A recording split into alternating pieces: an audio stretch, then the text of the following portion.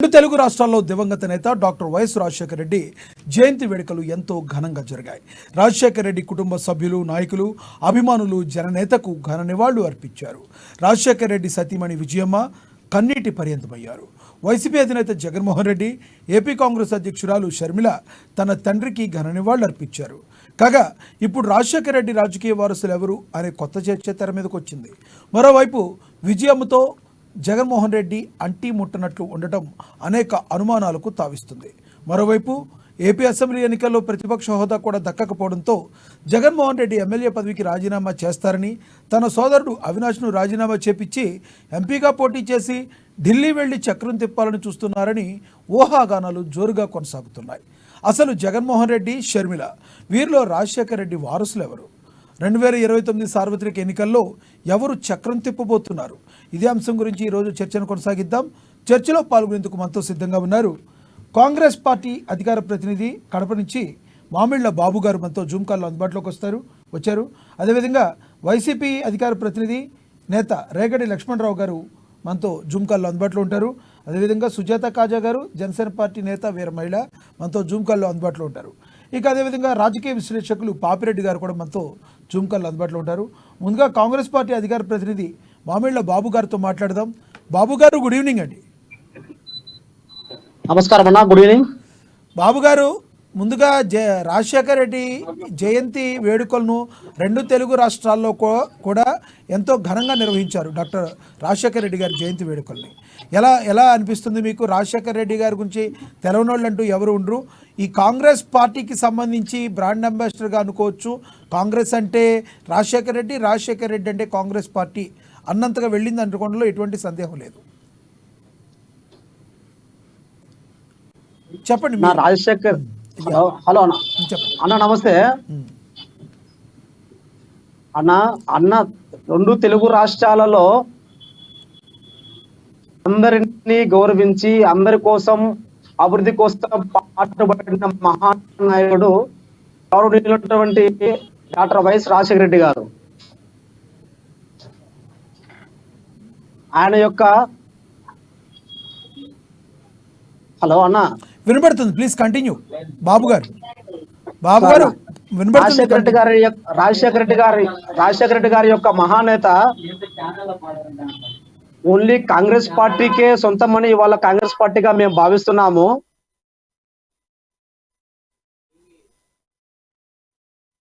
రాజశేఖర రెడ్డి గారి యొక్క సొంత వారసుడైన కేవలం ఒకే ఒక్క మా యొక్క రాష్ట్ర అధ్యక్షురాలు శ్రీమతి షర్మిలక్క గారికే దక్కుతుందని మేము చెప్తున్నాము. అంటే వారసురాలుగా అంటే మీరు అనేది రాజకీయ వారసురాలు అంటారా మీరు? రాజకీయ వారసులు మా యొక్క షర్మిలమ్మ గారే.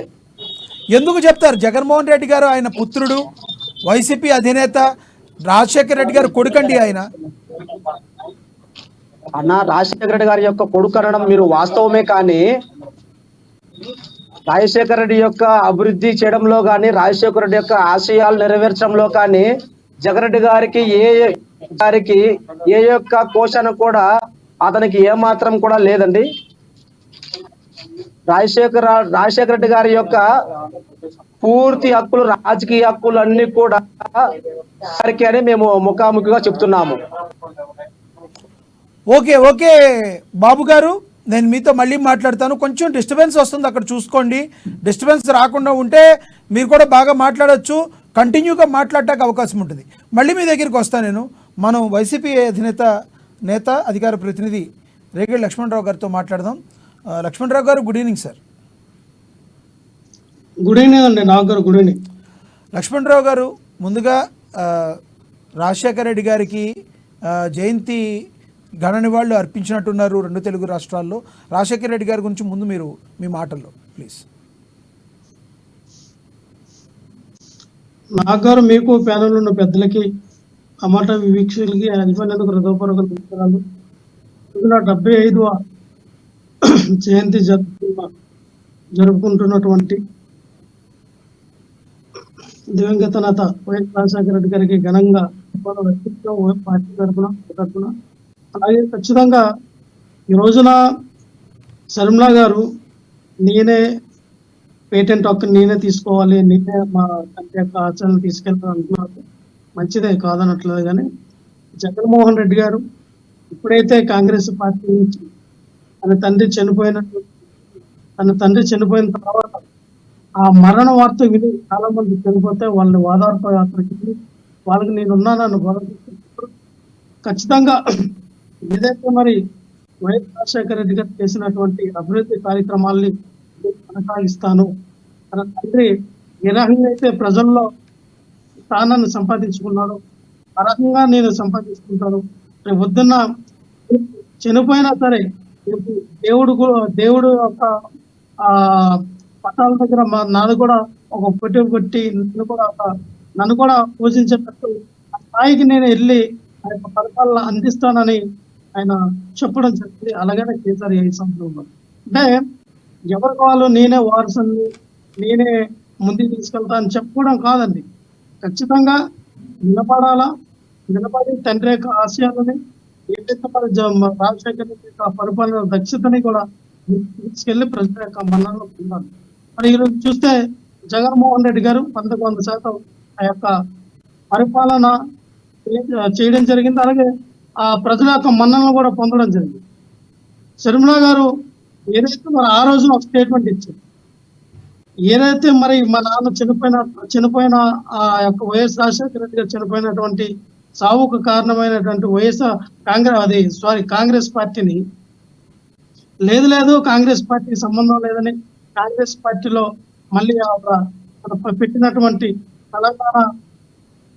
తెలంగాణ వైఎస్ఆర్ కాంగ్రెస్ పార్టీ సంతకం పెట్టి ఆ పార్టీని విలీనం చేయడం జరిగినప్పుడు ఆవిడ రాజకీయ లబ్ధి కోసం, ఆవిడ యొక్క రాజకీయ అవసరాల కోసం అక్కడ ఉన్నటువంటి కాంగ్రెస్ పార్టీకి పోటీ ఇవ్వకుండా అక్కడ ఉన్నటువంటి తెలుగుదేశం పార్టీ ఉండండి, అలాగే మిగతా పార్టీ కూడా సైలెంట్ అయిపోయి కాంగ్రెస్ పార్టీకి ఈ రోజున ఏ మొహం పెట్టుకొని షర్మిల గారు ఈ రోజున పేటెంట్ హక్కులు అంటే కాంగ్రెస్ పార్టీలో మీరు చేరారు కాబట్టి, కాంగ్రెస్ పార్టీ నాయకులు రాజశేఖర రెడ్డి గారు ఉన్నారు కాబట్టి ఆ రకంగా మీరు పేటెంట్ హక్కులు తీసుకొని అడుగుతూ ఉన్నారా?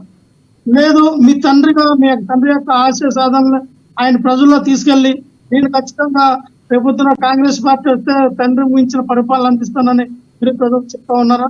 చెప్పాను. రెండు కాలాలు వినపడుతున్నాయి.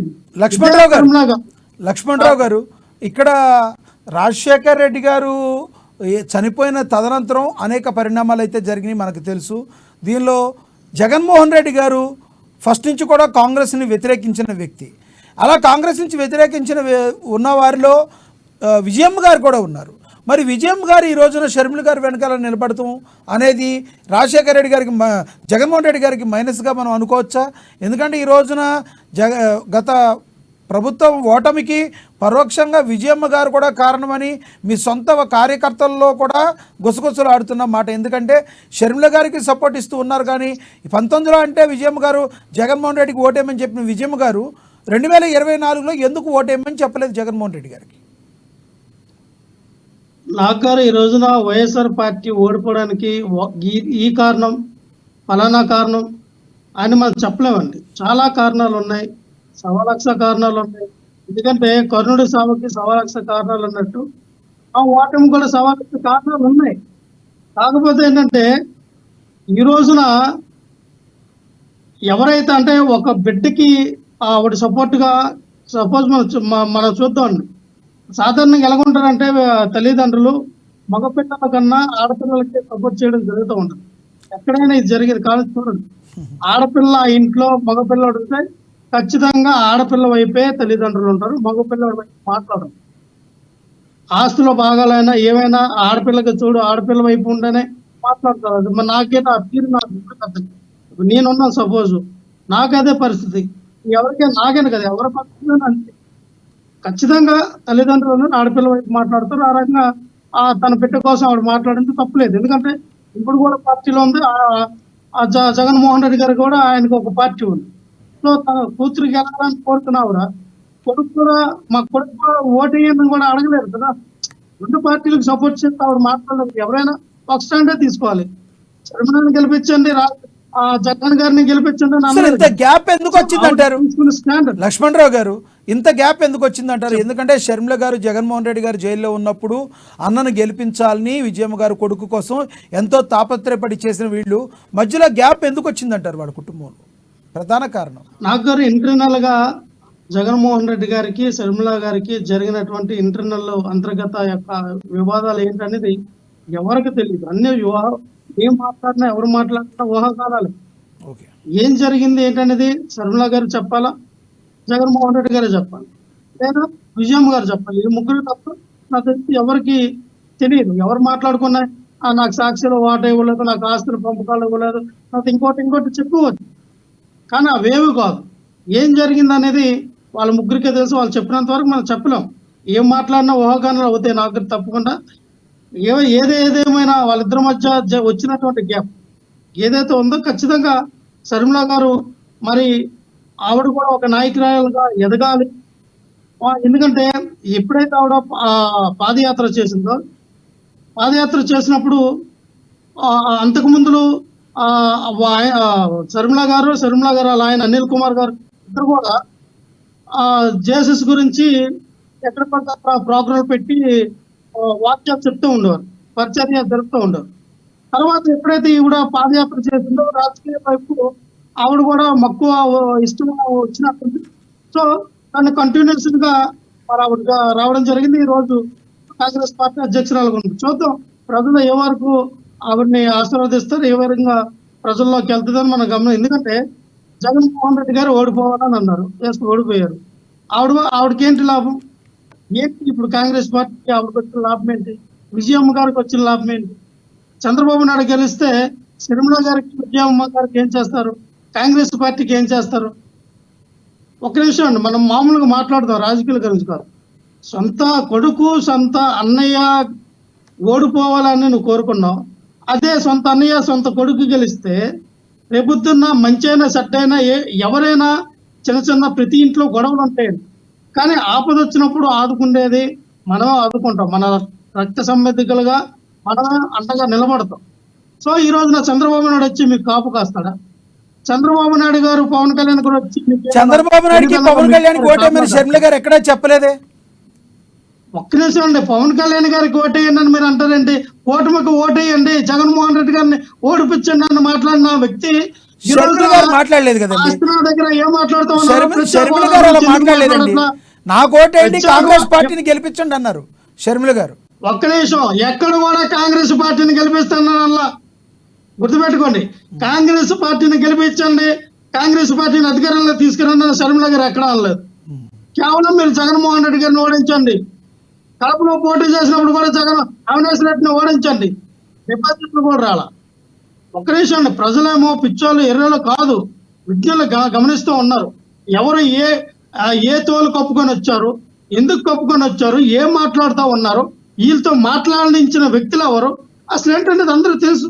It's a plan, plan. ఆ ప్లాన్ ప్రకారంగా అందరూ భూకంలో దాడి చేశారు, సక్సెస్ అయ్యారు. అవునండి, మేము కాదనట్లేదే. ఒక సమర్థవంతమైన నాయకుడిని ఎదుర్కోవడానికి మాకు ఎవరికి అసలు జగన్మోహన్ రెడ్డి గారిని మేము సింగల్ ఏం చేయలేమని భయపడిన వ్యక్తులందరూ కూడా ఏకమై వచ్చారు. ఈరోజు కూటమి గెలిచింది. అప్పుడే ఒంటరికి వచ్చినప్పుడే కదా మీ మీ యొక్క సామర్థ్యాలు ఏంటనే తెలిసింది. ఈరోజున మేము గెలుస్తాం, మాకు 28 వచ్చినాయి, 8కి 8 నాకు 3 ఎంపీ సీట్లు గెలిచామని మన శక్తులు గుర్తుకుంటే సరిపోదు కదా. మీరు సింగిల్ గా వస్తుంది, క్యాపబిలిటీ ఏంటి, మీ కెపాసిటీ ఏంటి, మీకు ఎంత వరకు పడితే ఆంధ్రప్రదేశ్ ప్రజలు ఎంతమంది మీ వైపు ఉన్నారు తెలిసింది. అదేమి లేకుండా ఈ రోజున మీ జబ్బులు తెరిసిద్దే ఎవరికో పుట్టిన పిల్లడికి మన పేరు పెట్టినట్టు ఉంటుంది. ఓకే లక్ష్మణ్ గారు, మీ దగ్గరికి నేను మళ్ళీ వస్తాను, మళ్ళీ మాట్లాడతాను మీతో.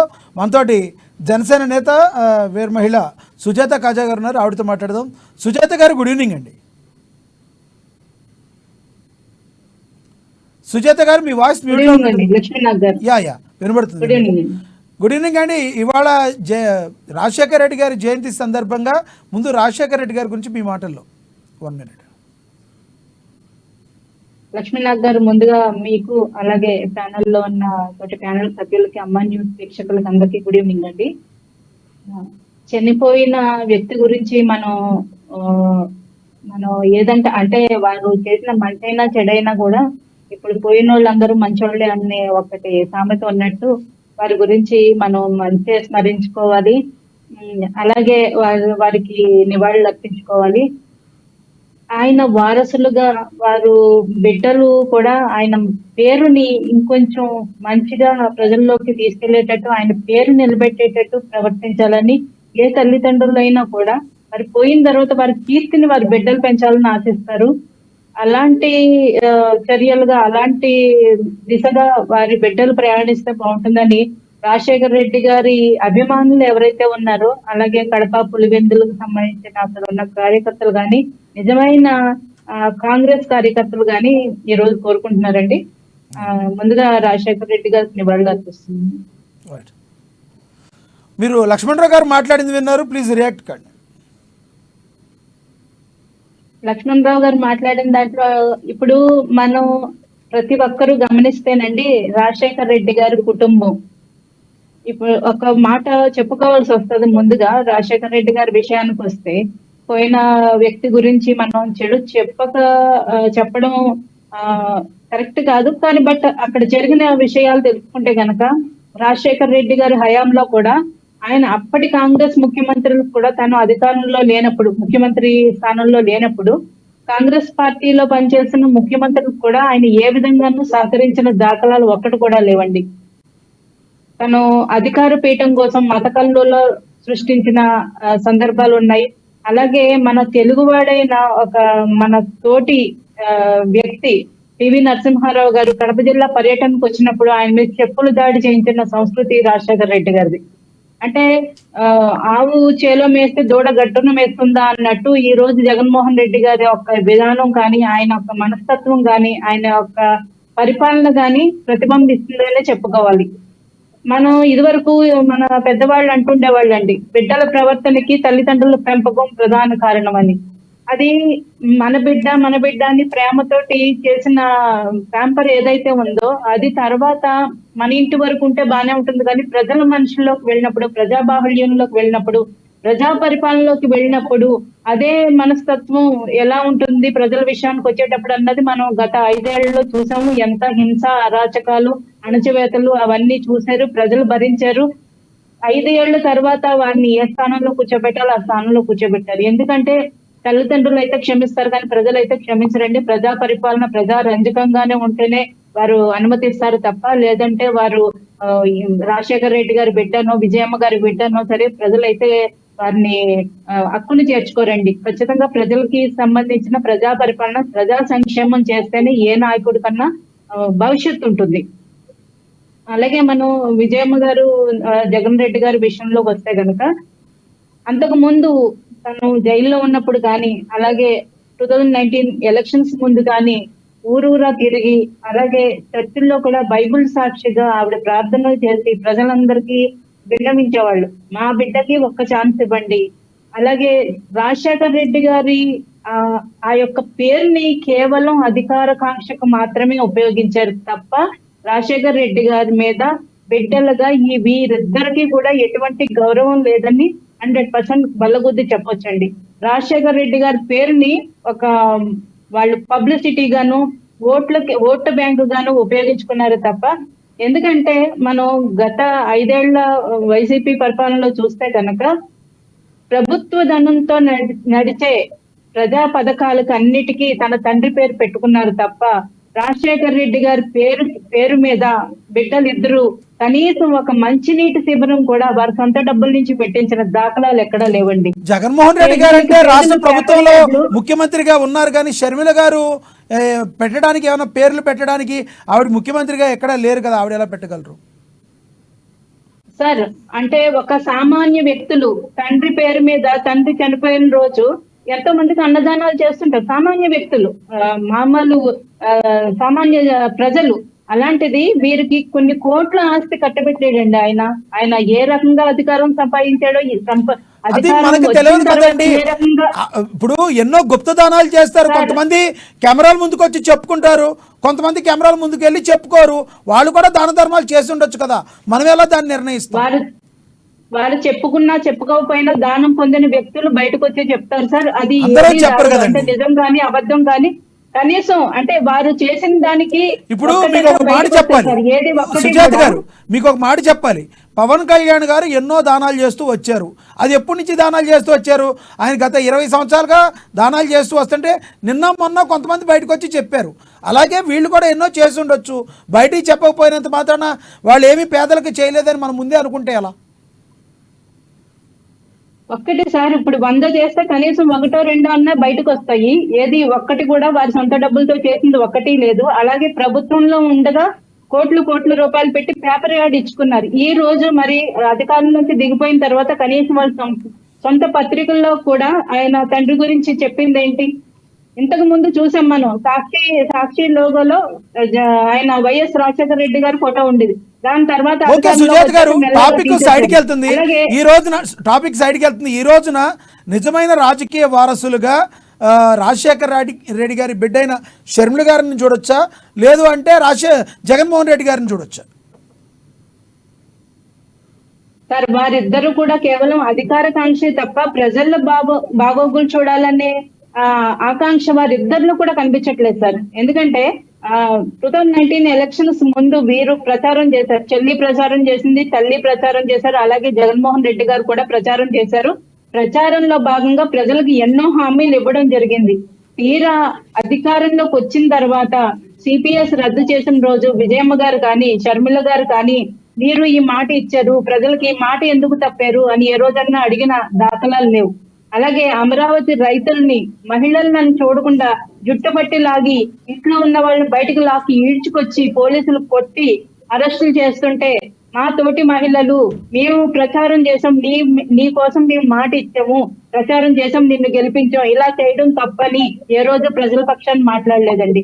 ఎప్పుడు చూసినా వారి సొంత ఆస్తి తగాదాలు అవ్వచ్చు, లేదంటే అధికారం కోసం కొట్టుకోవడం కావచ్చు. సుజాత గారు, మనతో ఇంకో గెస్ట్ ఉన్నారు. వితిన్ షార్ట్ టైం మీ దగ్గరికి వస్తాను. ఒక్క నిమిషం నేను కంప్లీట్ చేస్తాను. వారు ప్రజల కోసం ఏ రోజు పోరాడింది లేదండి. ఏదైనా దొందు అన్నట్టు ఇద్దరు కూడా అధికారం కోసం తాపత్రయమే తప్ప ప్రజల పక్షాన్ని ఎవరూ లేరు. కాబట్టి ఆయన రాజకీయ వారసత్వం అంటే వారి ఆస్తుల కోసం కొట్టుకోవడం తప్ప ప్రజల కోసం చేసేది ఏమీ లేదండి. ఓకే అండి, విత్ ఇన్ షార్ట్ టైం మీ దగ్గరికి వస్తాను. మనతోటి రాజకీయ విశ్లేషకులు పాపిరెడ్డి గారు ఉన్నారు, ఆయనతో మాట్లాడదాం. పాపిరెడ్డి గారు, good evening sir. Good evening. Papireddy గారు, జననేత దివంగత డాక్టర్ వైఎస్ రాజశేఖర రెడ్డి గారి జయంతి సందర్భంగా ఆయన గురించి మీ మాటలు. రాజశేఖర రెడ్డి గారు సుదీర్ఘమైన రాజకీయ జీవితం ఉన్నది ఆయనకు. మొత్తం సమైక్య ఆంధ్రప్రదేశ్లో దాదాపుగా ఆయన ఒక 45-50 సంవత్సరాలు ఏదో ఒక రకంగా రాజకీయ ప్రస్తావన ఉన్నది, రాజకీయ జీవితం ఉంది. ముఖ్యంగా 1900 అంజయ్య గారు ముఖ్యమంత్రిగా ఉన్నారు. అంటే పాపిరెడ్డి గారు కొంచెం గట్టిగా మాట్లాడరా, కొంచెం గట్టిగా మాట్లాడరా. Okay okay right. Rajasekhara Reddy గారి సుదీర్ఘమైన రాజకీయ జీవితం ఉన్నది. దాదాపుగా 40-45 సంవత్సరాల జీవితం ఆయనకు ఉన్నది. తర్వాత ఆయన 1972 తర్వాత వీళ్ళు ఒక దిక్కు చంద్రబాబు గారు, ఒక దిక్కు రాజశేఖర రెడ్డి గారు ఆంధ్రప్రదేశ్ రాజకీయాలలో యువ నాయకత్వంగా ప్రముఖంగా ముందుకు రావడం జరిగింది వీళ్ళు. అయితే ఇక్కడ ఇవాళ మీరు పెట్టిన క్యాప్షన్ కూడా రాజకీయ వారసత్వం. అయితే ఒకటి సార్, మీరు ఇప్పుడు ఇది ప్రజాస్వామ్యంలో రాజకీయ వారసత్వాలు ఉండవు, కానీ దురదృష్టవశాత్తు మన భారతదేశ రాజకీయాలలో బహుశా అనుకుంటే ఒక బీజేపీ పార్టీ తప్ప అన్ని పార్టీలలో కూడా రాజకీయ వారసత్వం అనేది ఒక హక్కుగా వస్తుంది. ఇది నిజంగా కూడా ఒక ప్రజాస్వామ్య విలువలకు, ప్రజాస్వామ్యానికి అది విరుద్ధం. ఎందుకంటే ఇది రాజకీయాల వారసత్వం ఎక్కడ వస్తుంది అంటే రాజులు రాజరికాలు ఉన్నప్పుడు ఈ వారసత్వాలు, ఈ పోరాటాలు. కానీ దురదృష్టవశాత్తు ఏంటంటే ఇది ప్రజాస్వామ్యంలో ప్రజల అంతిమ నిర్ణేతలు. అటువంటి ప్రజాస్వామ్య వ్యవస్థలు ఇవ్వాలి. ఇక్కడ ఈ ఒక కేసీఆర్ వైఎస్ఆర్ కుటుంబమే కాదు, లేకపోతే ఈవెన్ ఎన్టీ రామారావు కుటుంబంలో కూడా అదే ప్రాబ్లమ్స్ వచ్చినాయి. ఎన్టీ రామారావు అధికారం గుంజుకున్నారు, తర్వాత ఆ వారసత్వం వాళ్ళకి వారసత్వం రాలేదు. అల్లుడు అంటే ఈ వారసత్వాలు ఎందుకు వస్తున్నాయి అనేది ఒక పెద్ద ప్రశ్న, ఇవాళ ఒక పెద్ద ఛాలెంజ్ ప్రజాస్వామ్యానికి. అది ఆ విషయం పక్క పెడితే ఇవాళ రాజశేఖర్ రెడ్డి ఒక బాగా ప్రజలలో ఒక బలమైన ముద్ర వేసి ఒక మరణ పొందిన నాయకుడు. ఎందుకంటే ఇప్పుడు దాదాపుగా 2009లో చనిపోయిండు. ఇవాళ 2024 అంటే 15 సంవత్సరాల తర్వాత కూడా, ఈవెన్ తెలంగాణ రాష్ట్రం వచ్చి 10 సంవత్సరాల తర్వాత కూడా నేను ఇక్కడ ఈ ప్రాంతం నుంచి చూస్తున్నా కాబట్టి ఇప్పటికి కూడా వైఎస్ రాజశేఖర రెడ్డి గారికి ఒక మంచి ఇది ఒక గుర్తింపు ఉన్నది, ఒక మంచి పేరు ఉన్నది. మేము మన 2023 మా తెలంగాణ అసెంబ్లీ ఎన్నికలలో తిరిగినప్పుడు మేము మాకు వచ్చిన అభిప్రాయం ఏంటంటే, ప్రజలు మాకు ఇక్కడ తెలంగాణ ప్రాంతంలో ప్రజలు చెప్పిన విషయం ఏంటంటే, మాకు ఇద్దరు ముఖ్యమంత్రులు బాగా నచ్చారు సార్ అని చెప్పారు. ఒక ముఖ్యమంత్రి ఎన్టీ రామారావు గారు, రెండవ ముఖ్యమంత్రి రాజశేఖర రెడ్డి గారు. మధ్యన చంద్రబాబు కానీ, లేకపోతే తర్వాత వచ్చిన నాయకులు కానీ, తర్వాత నాయకులు కానీ, ఈవెన్ ఇక్కడ తెలంగాణ రాష్ట్రం వచ్చిన తర్వాత కేసీఆర్ను కూడా వాళ్ళు గొప్ప ముఖ్యమంత్రి అనలేదు. అంటే ప్రజలలో ఒక గొప్ప అభిప్రాయం ఉన్న నాయకులలో చాలా మటుకు చెప్పే వాళ్ళు రాజకీయ విశ్లేషకులు కానీ, మేధావులు కానీ చెప్పేది ఏంటంటే, ఎన్టీ రామారావుకు ఏదైతే సమైక్య ఆంధ్రప్రదేశ్లో ఒక మంచి పేరు వచ్చింది, దాని తర్వాత మళ్ళీ ప్రజలలో అంత గాఢమైన ప్రభావం ముద్ర వేసి ప్రజలకు బలంగా పోయిన నాయకుడు వైఎస్ఆర్. సరే, ఇప్పుడు వైఎస్ఆర్ కొడుకు వారసత్వం పోతుందా, బిడ్డకు వారసత్వం పోతుందా, ఆయన భార్య అంటే విజయం ఏం చేస్తుంది, ఇవన్నీ కూడా ఈ రకరకాలు. ఇప్పుడు ఇంతకుముందు మీరు వైఎస్ఆర్ షర్మిల తరఫున మాట్లాడే వాళ్ళు ఒక తరిగా మాట్లాడారు, వైసీపీ తరఫున జగన్ వైపున మాట్లాడేవారు ఒక తరిగా మాట్లాడారు, జనసేన మేడం కూడా ఒక తరిగా మాట్లాడడానికి అనేకమైన అవకాశాలు ఉన్నాయి. ఎందుకంటే ఇవాళ ఇది రాజకీయ వారసత్వం, కుటుంబ పోరా. అంటే ఇక్కడ విషయాలు ఏంటంటే, ఈ రాజకీయ సమస్యలు ప్రజలకు సంబంధించినవి, ప్రభుత్వాలు అనేవి ప్రజలకు జవాబుదారీ, ప్రజలకు సంబంధం ఉండాలి. కానీ ఇప్పుడు ఇవాళ దృశ్యవశాత్తు ఏమైందంటే, ఈ రాజకీయాలన్నీ కూడా కుటుంబాలకే పరిమితమై కుటుంబ పరిపాలనలో రావడం అన్నది ఇప్పుడు ఈవెన్ తెలుగుదేశంలో కూడా చంద్రబాబు నాయుడు గారు కుమారుడు లోకేష్. అంటే ఇది ఏమైతున్నదంటే, ఇది ఒక వారసత్వ అంటే ఒక లెగసీ, అంటే ఒక వంశ పారంపర్యంగానే రాజకీయాలు ఉండాలని. కొడుకు తండ్రి పోతే కొడుకు పోతే లేకపోతే కొడుకుంటే కొడుకు, లేకపోతే కూతురు. ఇటువంటి రాజకీయాలు అనేవి ఉన్నప్పుడు ఇది జరిగే పరిణామాలు ఈ విధంగానే ఉంటాయి.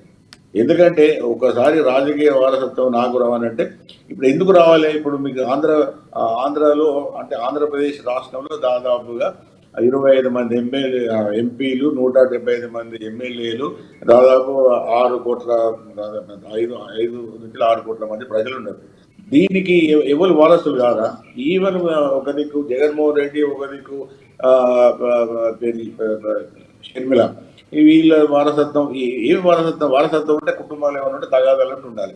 రాజకీయ వారసత్వం అనేది ఒక విధంగా ప్రజాస్వామ్యానికి మంచిది కాదు. అది తెలుగుదేశంలో ఉన్న మంచిది కాదు, ఇటు వైసీపీలో ఉన్న మంచిది కాదు. ఈవెన్ మా దగ్గర ఇక్కడ కూడా బీఆర్ఎస్ లేదా అంతకుముందు ఉన్న టీఆర్ఎస్ లో కూడా ఇదే పరిస్థితి. కాంగ్రెస్ లో ఉన్న మంచిది కాదు.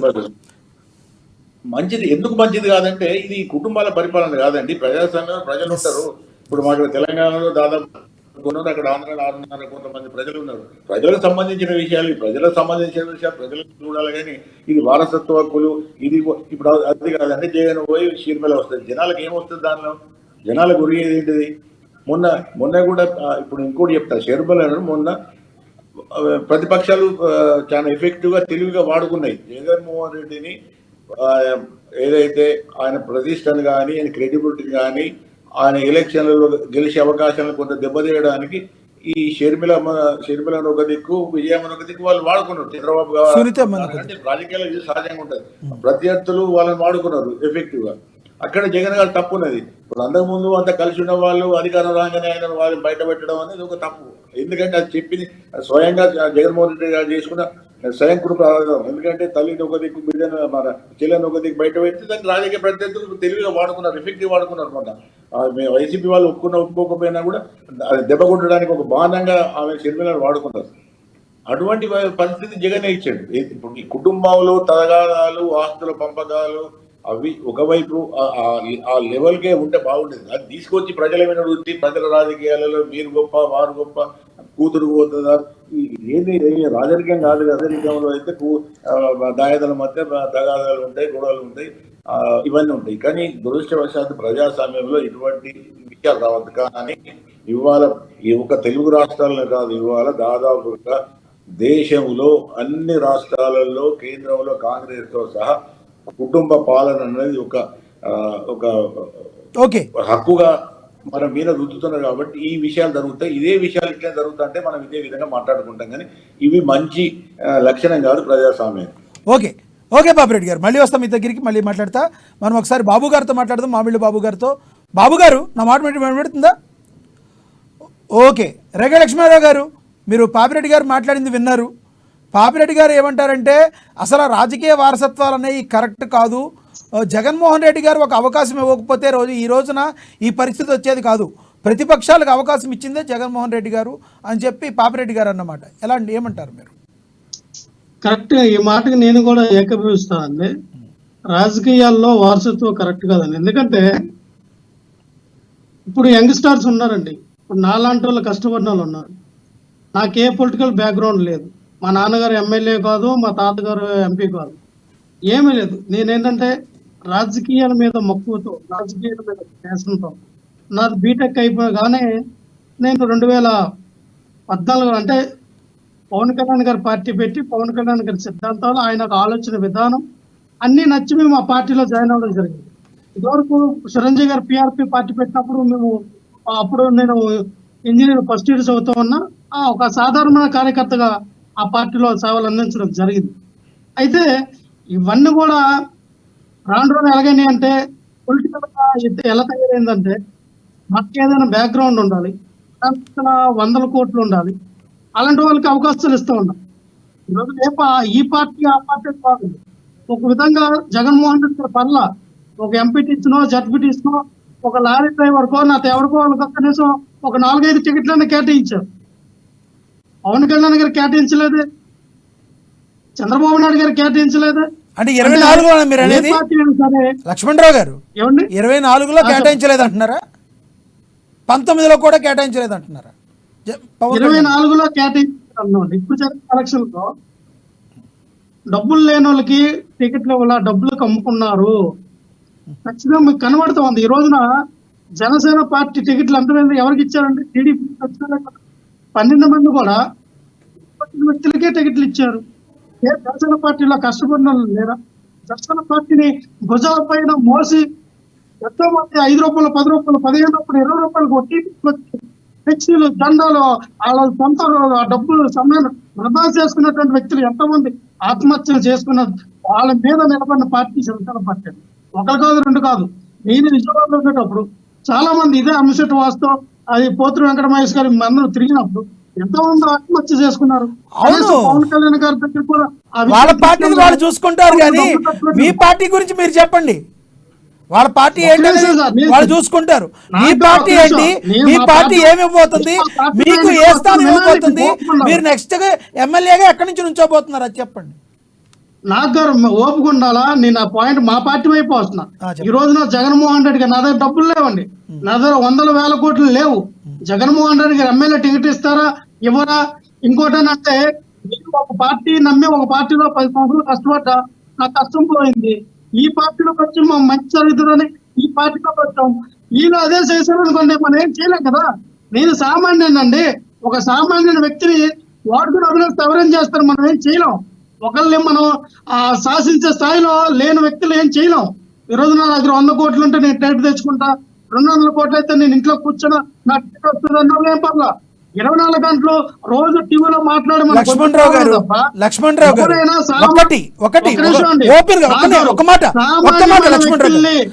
గారు, అది వైసీపీ అయినా జనసేన అయినా టీడీపీ అయినా ఏ పార్టీ అయినా ప్రజలతో మమేకమై ప్రజా సమస్యల్ని ఎవరైతే పట్టించుకుంటారో, ప్రజలకు దగ్గరగా ఎవరైతే ఉంటారో వాళ్ళందరికీ ఎవరైనా పరుగును తీసుకొచ్చి వాళ్లే టికెట్ ఇవ్వాలి, వాళ్లే టికెట్ ఇస్తారు.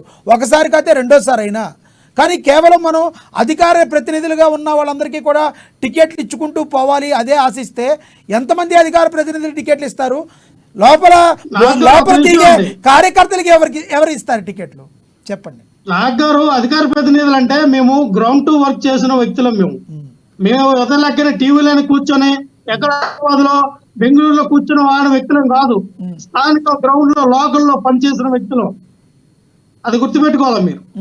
అలాగే మాట్లాడిన వాళ్ళకి స్థానిక ప్రజలతో మమేకమైన వ్యక్తులు కూడా ఉంటారు, వాళ్ళు కూడా గుర్తించాలి. ఎందుకంటే డబ్బు ఒకటే ప్రామాణికం కాదు. ఎవరంటే ప్రజా సమస్యల్లో ప్రజల్లో ఉన్న వ్యక్తులకు ఎవరో టికెట్ ఇస్తున్నారు?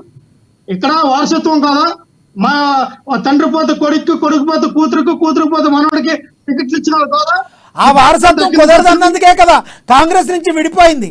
ఆ వారసత్వం వద్దు, సార్, మీరు వారసత్వం సీఎం కుదరనప్పుడు ఇప్పుడు పార్టీ కాదు పెట్టుకున్న జగన్మోహన్ రెడ్డి అన్నదే గారు, కదా జగన్మోహన్ రెడ్డి కాంగ్రెస్ గారు నుంచి విడిపోయింది. సింగల్ గా జగన్మోహన్ రెడ్డి ఆయన గారు సొంత ఐడెంటిటీ కోసం ఆయన ఈ రోజున పరిపాలిస్తే కొంతమంది ఏం మాట్లాడుతూ ఉన్నారు?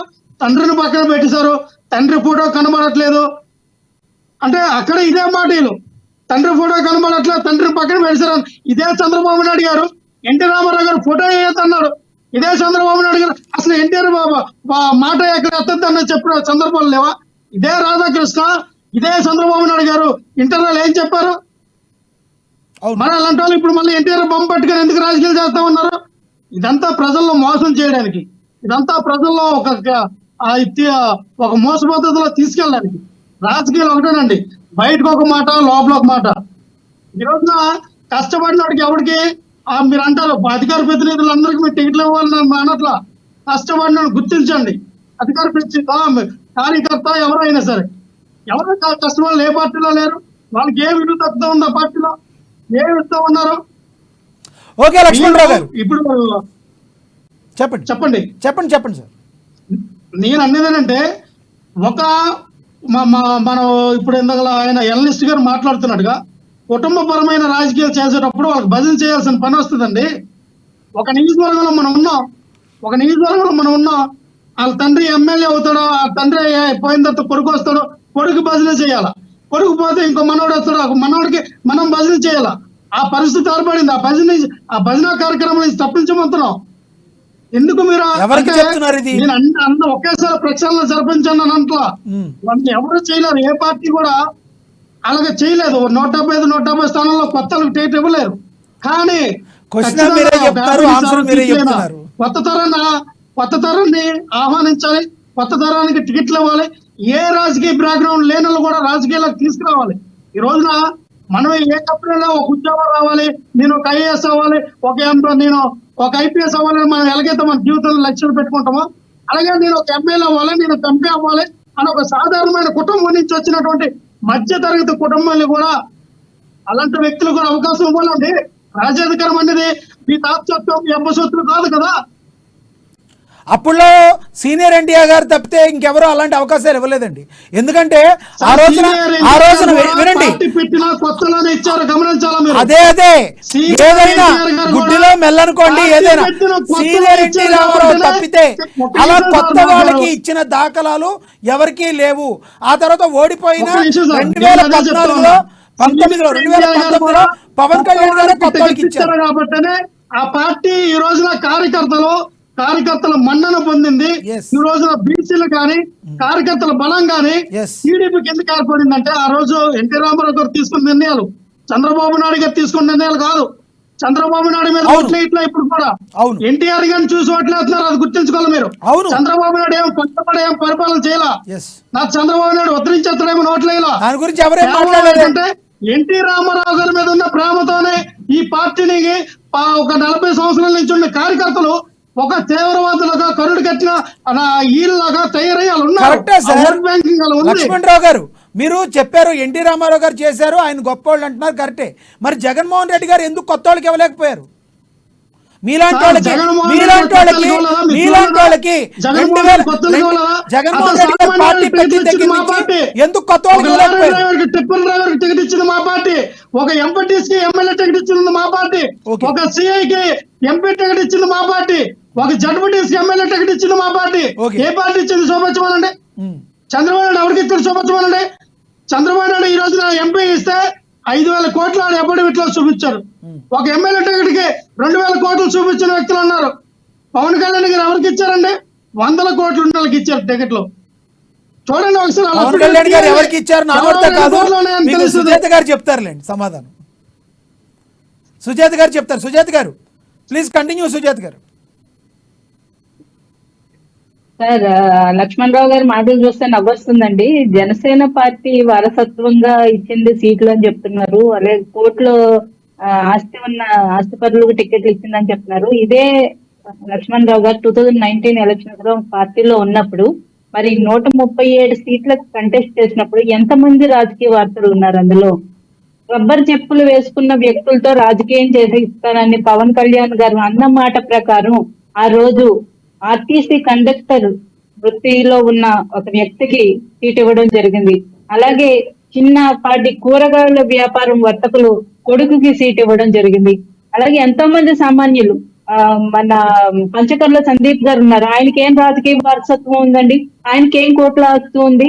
అంటే ఇలాగే ఎంతో మంది ఒక్కొక్క క్యాండిడేట్ చూస్తుంటే దాదాపు 120 పైగా మంది కొత్త వాళ్ళు, ఎటువంటి రాజకీయ వారసత్వం లేని వాళ్ళు, కోట్ల ఆస్తి లేని వాళ్ళు, అలాగే ఒక్క క్రిమినల్ కేసు కూడా లేని వాళ్ళు, ప్యూర్ అంటే ఎటువంటి వాళ్ళకి కేసులు ఒక్క కేసు కూడా ఒక్క ఎఫ్ఐఆర్ కూడా లేకుండా స్వచ్ఛంగా వారి చరిత్ర ఉన్న వాళ్ళు మనకి సీట్లు ఇవ్వడం జరిగింది 2019 ఎలక్షన్స్ లో. ఈ ఎలక్షన్స్ లో చూసుకుంటే కనుక మరి ఇప్పుడు రాజకీయ వారసత్వం అంటున్నారు. చెర్రి బాలరాజు గారు పోలవరం ఎమ్మెల్యే, ఆయనకి ఏం కోట్ల వస్తుందండి? ఈ రోజు నిన్న మనం సోషల్ మీడియాలో తిరుగుతుంది. ఆయన సచివాలయానికి కూడా సెక్రటేరియట్ కూడా ఆయన అధికారులు వెళ్తుంటే కార్యకర్తలు, జనసేన కార్యకర్తలు అందరూ కలిసి ఆయనకు కారు కొనివ్వడం జరిగింది. ఆయన మర్యాద పూర్వకంగా దాన్ని నాకు వద్దు అని చెప్పి తిరస్కరించడం జరిగింది. ఇటువంటి వ్యక్తికి మరి ఎన్ని వేల కోట్లు ఉన్నాయని పవన్ కళ్యాణ్ గారు సీట్ ఇచ్చారు? ఎన్ని వేల కోట్లకి సీట్లు అమ్ముకున్నారు? అసలు మాట్లాడడానికి ఒకటైనా కొంచెమైనా అర్థం ఉండాలా? అలాగే లోకం మాధవి గారు, మరి ఆవిడ ఏ రాజకీయ బ్యాక్గ్రౌండ్ ఉందని చెప్పి పవన్ కళ్యాణ్ గారు సీట్ ఇచ్చారండి? ఇక్కడ విజయ్ కుమార్ గారు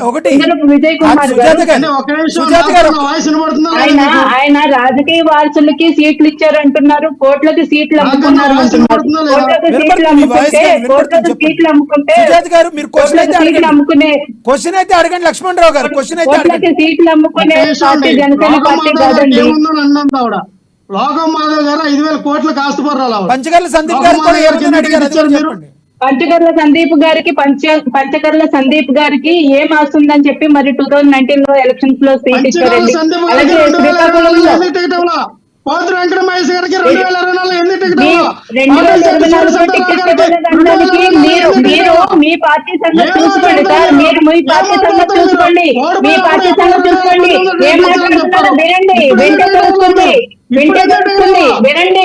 మీరు అయిపోయింది, మా చెప్పేది వినండి. మేము చెప్పేది వినడానికి ధైర్యం లేదా మీరు? నేను చెప్పేది వినండి సార్. మీకు భయం వస్తుంది కాబట్టి మాటకు అడ్డొస్తున్నారు. నేను చెప్పేది వింటే మీకు సమాధానం వస్తుంది. ఎందుకు ఇవ్వలేదు అంటున్నారు? మరి చెప్పేటప్పుడు వినండి, నేను చెప్పేటప్పుడు వినండి. మీరు చేతగాని మాటలు కాబట్టి ఈ రోజు 11 చేసిపోయారు. మీరు 11 సీట్ల పరిమితం అయిపోయారు. ఏం మాట్లాడుతున్నారండి? నాకు కూడా ఆయన చెప్పండి, డిసిప్లిన్ నేర్పించండి, కనీసం డిబేట్ నేర్పించండి, వినడం నేర్పించండి.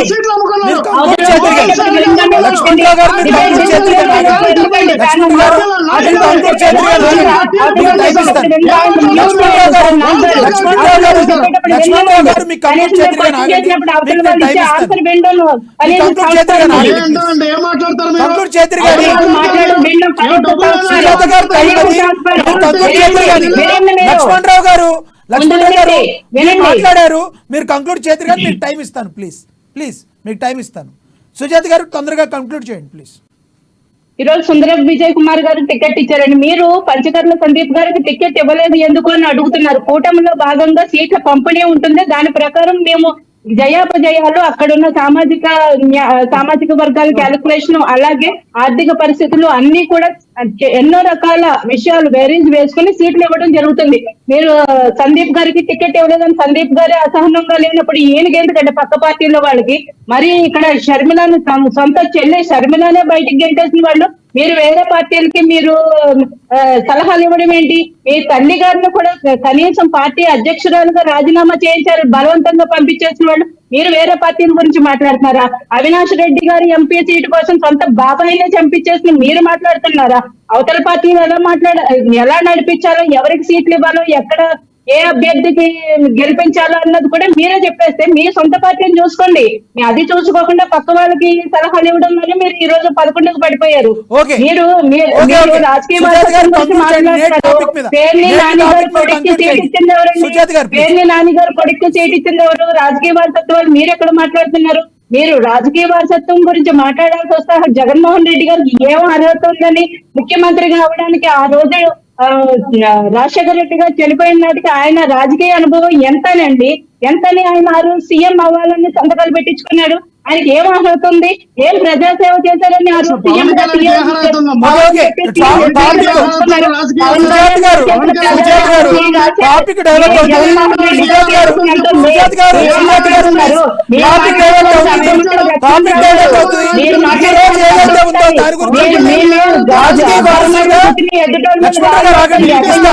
లక్ష్మణరావు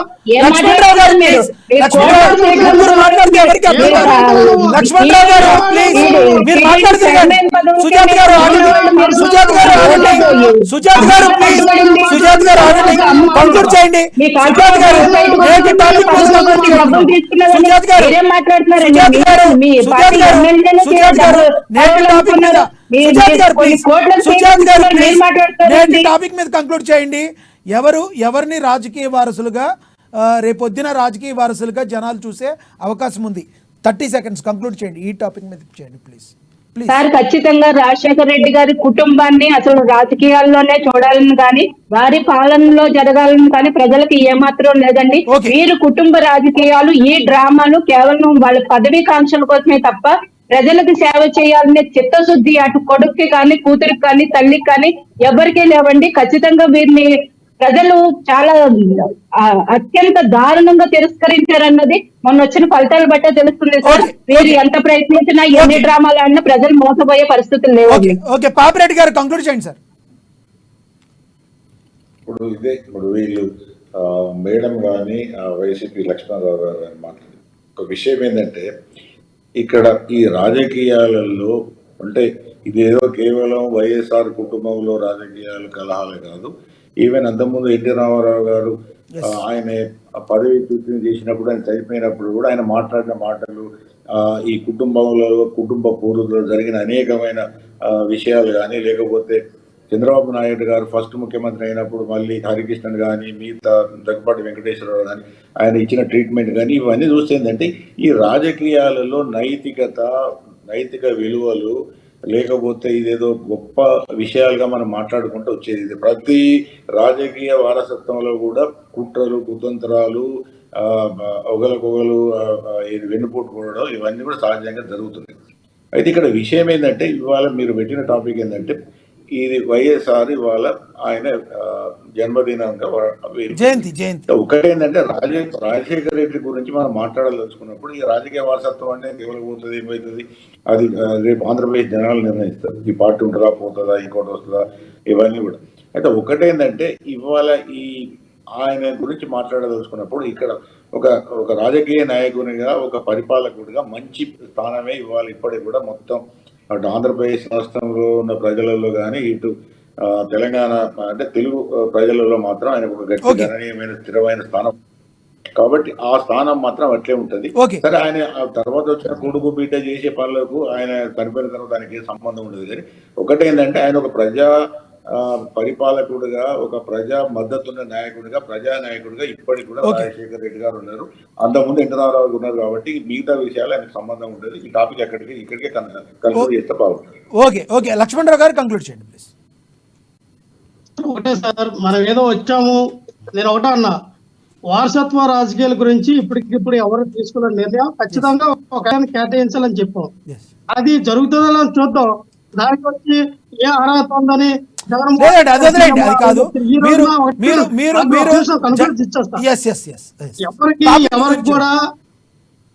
ఎవరికి అనుభవాలు వస్తేనే వస్తాయి. పవన్ కళ్యాణ్ రాజకీయ అనుభవం వచ్చాడా? పవన్ కళ్యాణ్ పుట్టినప్పటి నుంచి రాజకీయంలో వచ్చాడా? ఎవరు రారండి. మన ఇంట్లో పరిస్థితి ఏంటి?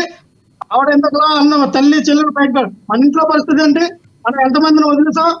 తాట కట్టి ఎంతమందిని వదిలేసాం? మనం ఏ బాధ్యత ఉంది మీకు?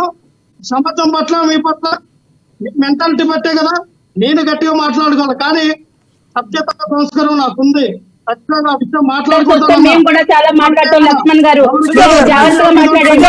వ్యక్తిగత విషయాలు మాట్లాడద్దండి. విషయాలు మాట్లాడద్దండి. మాట్లాడేది? ఈ రోజు ఏం మాట్లాడుతున్నారు మీరు? రాజకీయంగా లక్ష్మణరావు గారు, మాట్లాడేది సుజాత గారు, రాజకీయంగా లక్ష్మణరావు గారు, మాట్లాడేది కాదు కదా? లక్ష్మణరావు గారు, వ్యక్తిగత విషయాలు ఎందుకు మాట్లాడుతున్నారు మీరు? సుజాత గారు, please, వ్యక్తిగత ఆగండి, please. మాట్లాడుతున్నారు. ఇది అయిపోయింది. కదా? సుజాత గారు, ఇది అయిపోయింది. వ్యక్తిగత కంక్లూడ్ విషయాలు చేశారు. మాట్లాడొద్దండి. సుజాత వ్యక్తిగత గారు, విషయాలు కంక్లూడ్ ఎవరు చేశారు. మాట్లాడుతున్నారు? లక్ష్మణరావు గారు, ఈ రోజు టాపిక్ మీద మాట్లాడండి. మీరు రాజకీయాలు ఈ మాట్లాడండి. రోజు టాపిక్ మీరు మీద రాజకీయాలు మాట్లాడండి. మాట్లాడడం మీ నాయకుడికి చేస్తారు, మీకు చేత కదా? ఎందుకు వ్యక్తిగత విషయాలు మాట్లాడుతున్నారు మీరు?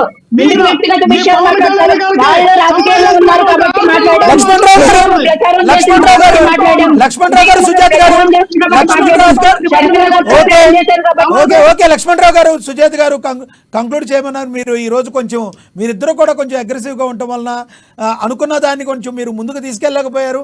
అంటే మీరు చెప్పదలుచుకుంది చెప్పారు, కానీ సంయమనం కొంచెం మీ ఇద్దరు కూడా పాటించి వ్యక్తిగత దోషణలకు వెళ్లకుండా ఎవరైతే ఉన్నారో ఏదైతే టాపిక్ ఉందో దాని మీద కొంచెం ముందుకు వెళ్తే బాగుండేది.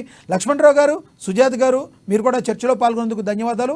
అదేవిధంగా పాపిరెడ్డి గారు ధన్యవాదాలండి. అదేవిధంగా మామిళ్ళ బాబు గారు కూడా వచ్చారు. ఆయన జూమ్ కాల్ ఏదో ప్రాబ్లం వచ్చినట్టుంది, ఆయన కూడా ధన్యవాదాలు చర్చలో పాల్గొన్నందుకు. ఏది ఏమైనప్పటికీ కూడా దివంగత నేత రాజశేఖర రెడ్డి గారు అయితే జనాలకి ఎంతో మంచి చేసి అందరికీ గుర్తుండిపోయిన నేతగా ఆయన పేరు ప్రఖ్యాతలు సంపాదించుకున్నారంటలో ఎటువంటి సందేహం లేదు.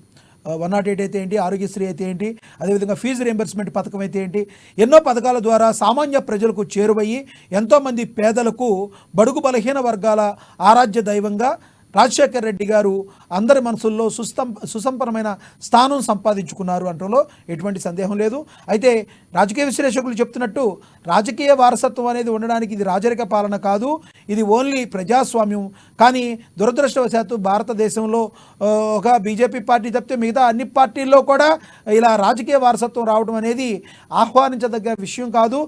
ఇది ప్రజాస్వామ్యానికి కొంచెం మంచిది కాదు అన్నట్టు కొంతమంది రాజకీయ విశ్లేషకుల మాట. మరి మీరేమనుకుంటున్నారో కింద కమెంట్ బాక్స్ రూపంలో తెలియజేయండి.